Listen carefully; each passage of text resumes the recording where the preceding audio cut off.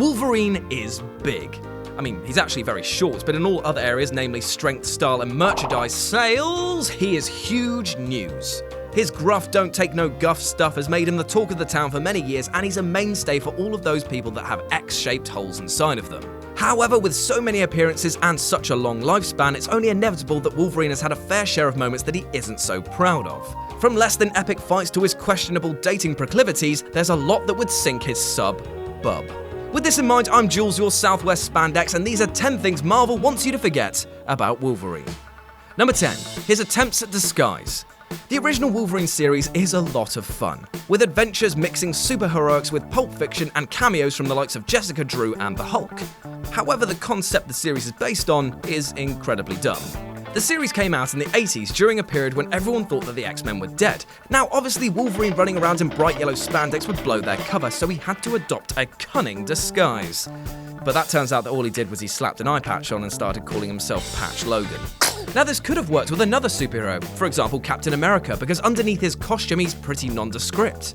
Logan, on the other hand, without his costume, is still a 5'4" bundle of hairy anger with a haircut that defies physics and knives coming out of his goddamn hands. And don't go kidding yourself for a second that Logan took any pains to hide his powers, because he'd happily pop his claws every time that there was trouble and loudly proclaim that his healing factor would indeed protect him from harm. Not so subtle, mate. Still, it was better than his crime-fighting outfit, which was a black leotard that made him look like he was on his way to ballet practice, complemented with a fishnet mask.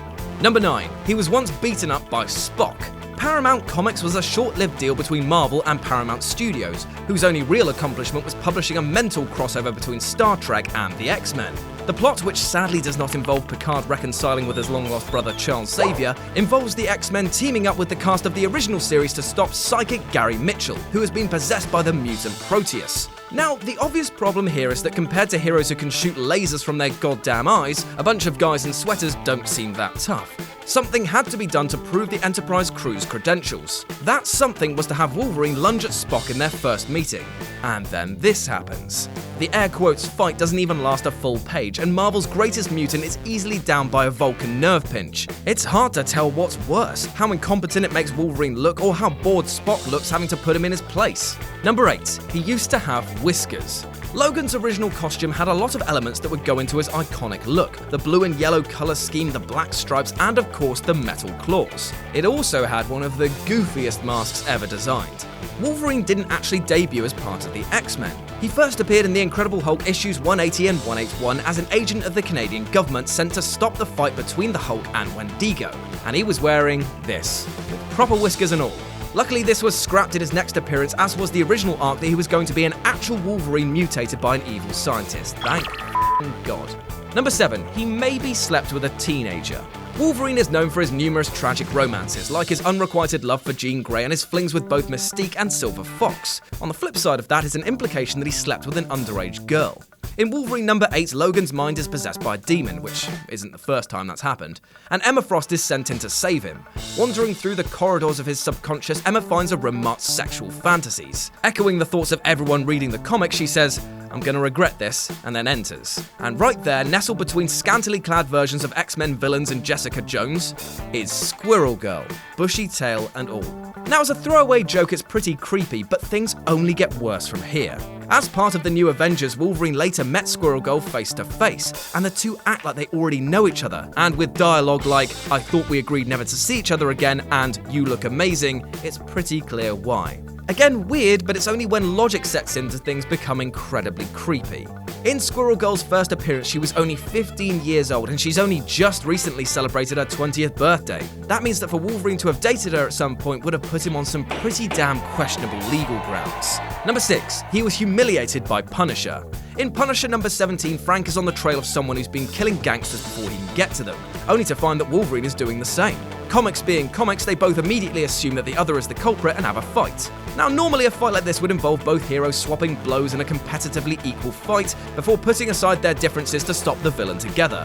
That is not what happens. Instead, we get a sequence of Frank making Logan look like an idiot amateur.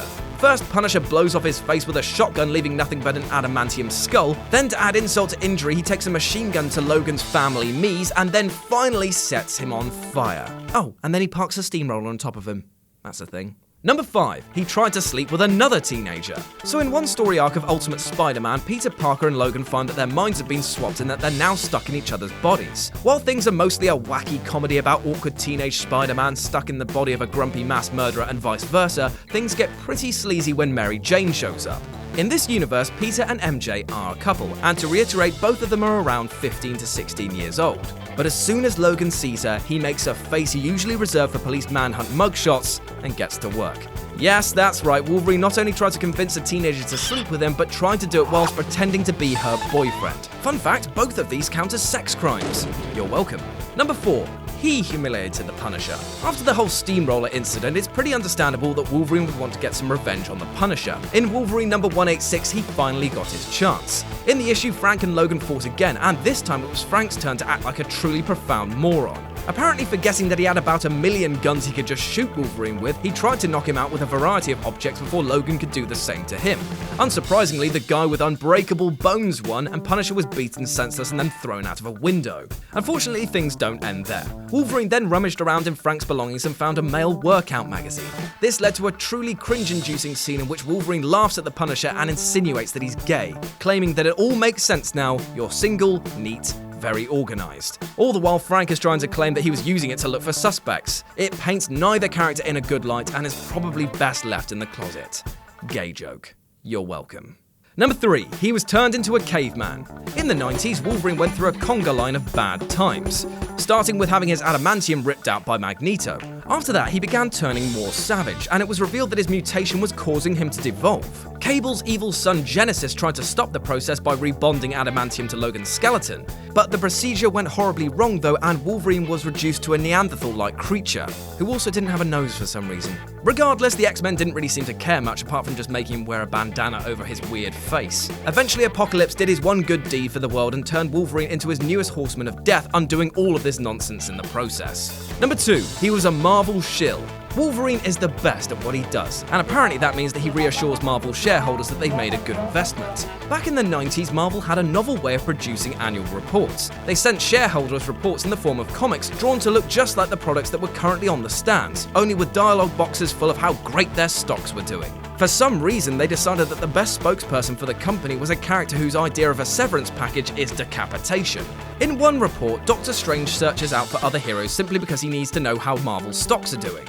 Wolverine is only too happy to tell him that Marvel's debt has fallen as he slashes apart steel girders. In an even more insane comic, Wolverine and Hobgoblin crash into a warehouse full of toys. Logan then beholds the giant symbol of the Gerber baby floating in the sky like some kind of angry god, and then starts screaming in all caps about their line of children's toys and baby monitors. It really doesn't help that his eyes have been inexplicably coloured red while he's talking about how Gerber lets you watch your babies while they sleep. And number 1, he broke time.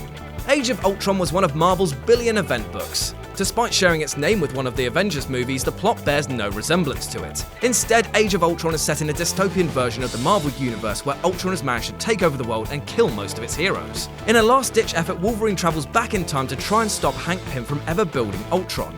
Now, Logan isn't really one for diplomacy though, so his master plan involves pretty much just walking into Hank's lab and then stabbing him before he can finish building the robot. It turns out another thing that Logan isn't really good for is considering the full implications and ramifications of altering the past. Killing Pym created a paradox that shattered the time stream, and when Logan arrives back in the future, he found that all he'd done is create another dystopian timeline, only this time the evil witch Morgan Le Fay has wiped out Earth's heroes. Traveling back in time again, Logan managed to stop his past self from screwing everything up, and this time just told Hank to give Ultron an off switch, which is a plan somebody who isn't a psychopath would have tried first. And that's our list. Got any other times that Wolverine messed up? Well, let us know about them in the comments section below. And why not swing by whatculture.com for more news and daily articles like this every goddamn day. I've been Jules for whatculture.com, and you can follow us on Twitter here or me personally at RetroJ with a 0, and I'll speak to you soon.